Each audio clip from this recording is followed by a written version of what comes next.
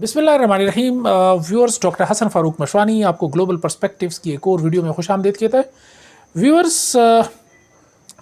कहा जाता है कि a politician thinks about the next election and a leader thinks about the next generation.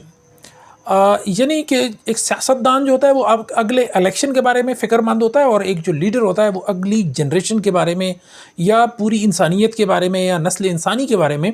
परेशान होता है। उसकी थिंकिंग जो है, वो उसका जो होराइज़न है, उसकी जो सोचने का अंदाज़ है, वो एक पॉलिटिशियन से बिल्कुल मुख्तलिफ होता है। मगर बदकिस्मती से जब से गज़ा में इज़राइल और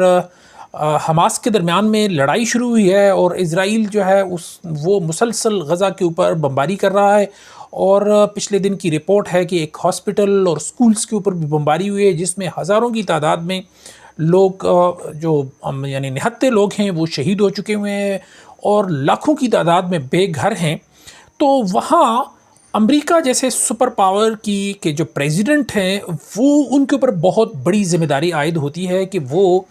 अपनी जो यूनाइटेड स्टेट्स की जो एज ए सुपर पावर उसकी जो रिस्पॉन्सिबिलिटी बनती है वो ये है कि वो वर्ल्ड लीडर के तौर के ऊपर काम करे, और उसका जो प्रेसिडेंट है वो भी दुनिया के लिए एक बड़ा उसका लीडरशिप का रोल होता है कि वो दुनिया को अमन का पैगाम दे और दुनिया में अमन की जो कोशिशें हैं उसमें अपना हिस्सा डाले।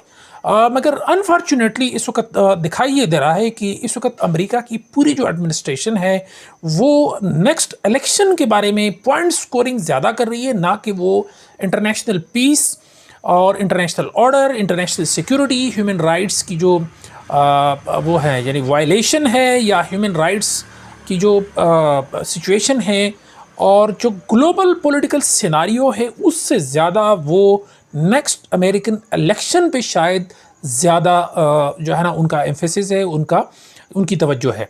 पहले अमेरिकन सदर जो बाइडन जो है, उन्होंने अपने जो फॉरेन सेक्रेटरी है एंटोनी ब्लिंकन, उनको मिडिल ईस्ट के 2 दिन के दौरे पे भेजा। लेकिन मिडिल ईस्ट के अंदर से ब्लिंकन साहब को कोई बहुत खातिर ख्वाह किस्म की कामयाबी जो है वो दिखाई नहीं दी। तो बहुत कम ऐसे होता है कि यूनाइटेड स्टेट्स जैसे बहुत बड़ी ताकत के जो कोई इतना हाई लेवल का डिप्लोमेट जो हो, या इतना हाई लेवल का ऑफिशियल्स जो है, वो अगर किसी रीजन या किसी मुल्क के दौरे पे जाता है तो उसका दौरा जो है वो इतना ज़्यादा हैज़र्ड हो, इतना ज़्यादा अनशेड्यूल हो, और उसमें इतनी ज़्यादा रद्द-बदल हो, ये बहुत कम ऐसे दिखाई देता है। शायद तारीख़ ऐसे वाक़यात जो है कोट करने में नाकाम हो। एंटोनी ब्लिंकन साहब 2 दिन की बजाय 5 और अब 6 दिन जो है उनको मिडिल ईस्ट में लगे। यहाँ एक बात और भी बड़ी इम्पॉर्टेंट है कि एंटोनी ब्लिंकन साहब जो हैं उनको मिडिल ईस्ट में जिस तरह ट्रीट किया गया, वो भी इस अब की बार उनको सिर्फ हल्का नहीं लिया गया। पहले अगर आपको याद हो तो जब अमेरिकन प्रेसिडेंट जो बाइडन सऊदी अरब के दौरे पे आए थे, तो मोहम्मद बिन सलमान यानी MBS जो है क्राउन प्रिंस, उन्होंने उनको बहुत ही लाइट लिया, उनको बड़ा कोल्ड शोल्डर दिखाया। तो वहाँ, और जबकि दूसरी तरफ जब चीन के प्रेसिडेंट शी जिनपिंग सऊदी अरब के विज़िट पे गए, तो बहुत ज़्यादा वहाँ पे एग्रीमेंट्स हुए, MOU साइन हुए, और उनको रेड कारपेट वेलकम किया गया। अब जब अंटोनी ब्लिंकन साहब भी MBS को मिलने गए, तो वाशिंगटन पोस्ट ही की रिपोर्ट है कि अंटोनी ब्लिंकन साहब को जो है ना घंटों, यानी बाज़ रिपोर्ट्स ये भी हैं कि 5 घंटे से ज़्यादा उनको वेट करवाया गया, और फिर उनको कहा गया कि आप भी रेस्ट करें, सुबह मिलेंगे। तो किसी अरब कंट्री की तरफ से, और पर्टिकुलरली सऊदी अरब की तरफ से, यूनाइटेड स्टेट्स को ये ट्रीट मिलना, ये एक बहुत ही एक यूनिक किस्म का इंसिडेंट तस्वर किया जा रहा है इंटरनेशनल पॉलिटिकल आर्काइव्स के अंदर। इसी तरह जब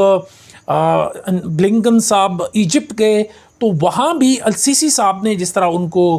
ट्रीट किया, वो भी जो रिपोर्ट्स आ रही हैं, जो पिक्चर्स मीडिया पे शो हो रही हैं, वो भी ऐसा है कि वहाँ भी उनको बहुत ज़्यादा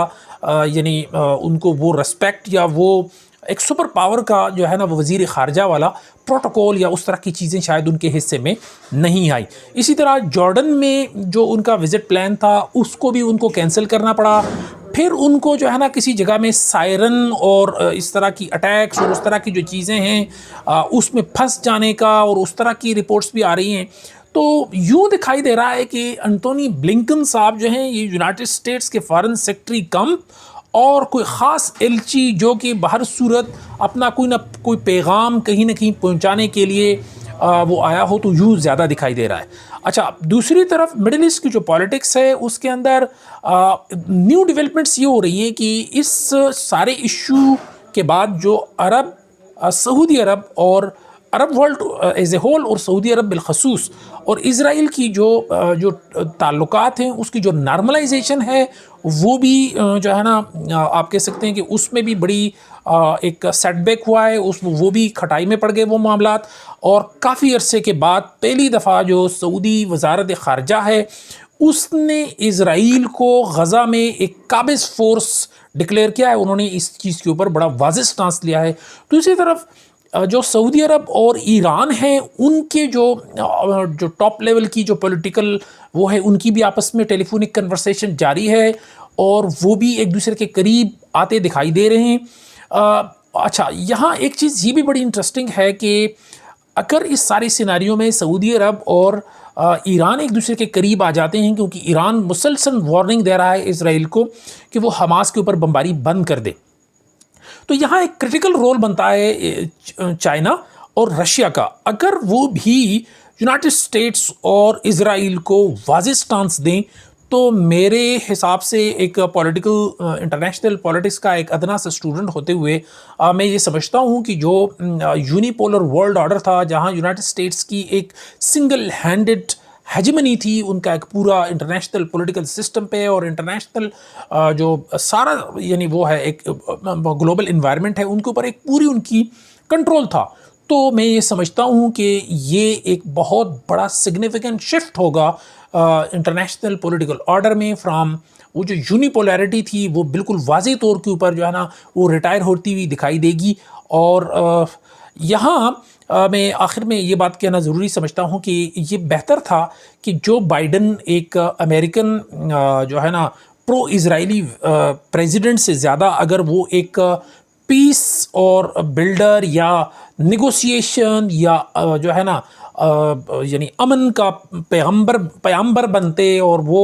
अमन की बात करते और वो दोनों मुल्कों के दरमियान यानी फ़लस्तीन और इज़राइल के दरमियान या पूरी अरब वर्ल्ड और इज़राइल के दरमियान जो टेंशन है उसको रिलीज़ करने के लिए कोई अपनी एफ़र्ट्स करते, तो शायद उनकी पर्सनैलिटी में, उनके कद काठ में, उम्र के वो जिस हिस्से में हैं उनको बहुत ज़्यादा पजीराई मिलती।